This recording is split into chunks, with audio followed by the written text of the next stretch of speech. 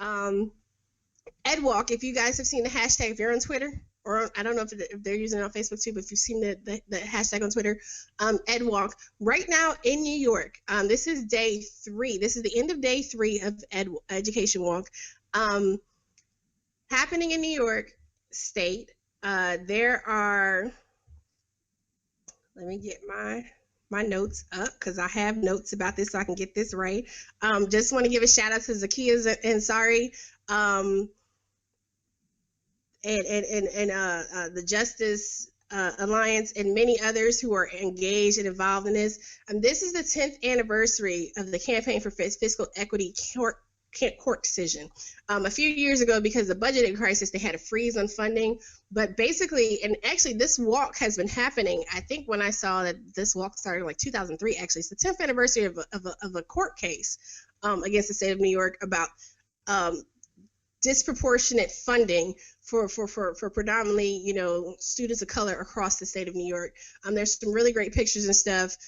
If you can, I've tweeted out links to support, some of the organizers in their walk, but people are actually walking. I mean, this is something that's done annually, but they're demanding that, the Governor Cuomo and the other bureaucrats in Albany actually make sure that schools are probably funding. I think it's a tune of like $3 billion approximately is actually owed to these schools. And this is funding that they're actually entitled to already, not funding that they're saying they should get prospectively.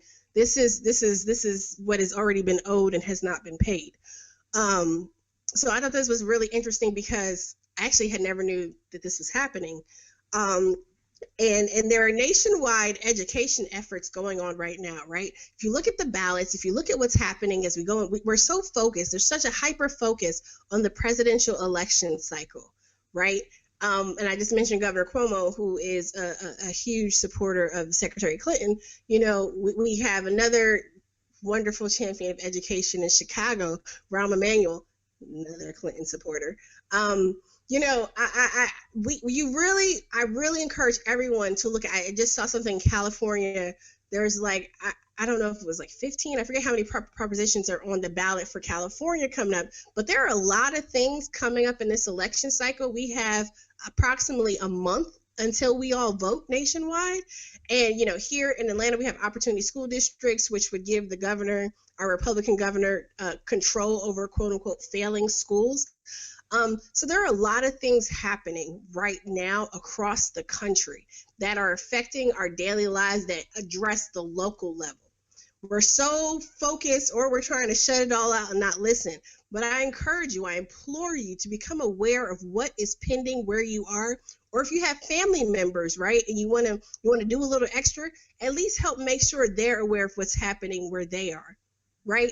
Because if you at least can do that much, that creates a few more informed, educated, involved voters who are then able to go out there and make a difference when they go to the voting booth versus people who don't know what's going on because they've been so busy either paying attention to the dumpster fire or ignoring the dumpster fire, but they overlook some real meaningful changes that are coming down the pipeline. North Carolina, you have a major governor's race going on in North Carolina. Apparently McCrory, the idiot governor, with HB2, there's a big push to not only repeal HB2, and everyone focuses on the transgender bathroom aspect, which, yes, is absolutely egregious.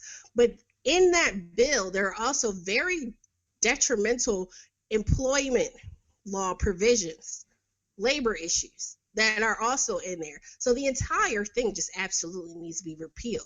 And a recent polling showed that his Democratic challenger was actually up 6 points. So if you're in North Carolina, that's a race to pay attention to, also to see who else is on the ballot and whether the issues are on the ballot.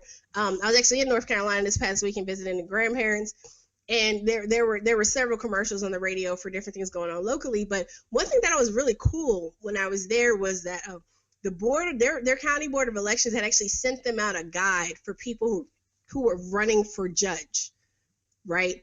And at least if you could talk to people, again, if you could talk to people about at least like who are the people who are running, what are they running for, what is the breakdown, that helps make the big difference. Because this dumpster fire, regardless of what your personal opinion is of what's going on with the national election, you know, the presidential election, that is actually something that's really necessary and needed.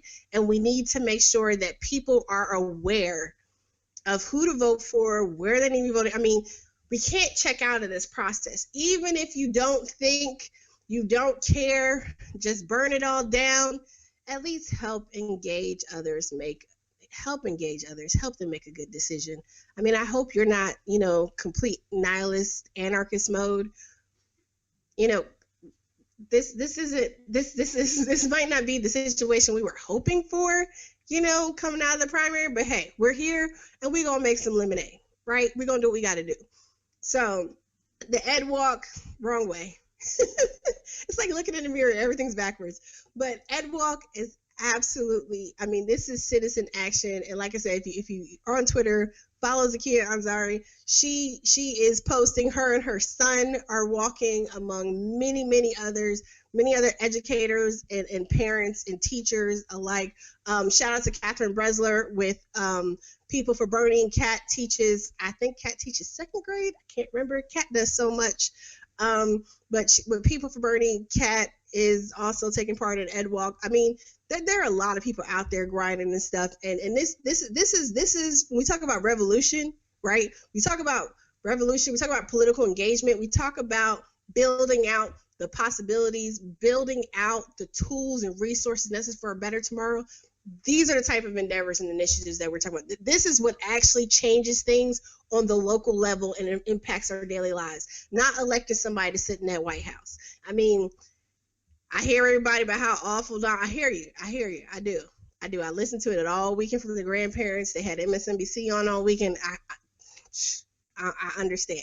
But we need to be active and engaged and aware of what's going on in our communities, around our communities, and what's going on at the state level, because this is absolutely part of it. This is an issue. The state of New York for over a decade has not adequately funded communities and schools in communities of color. That is a problem. That is absolutely a problem.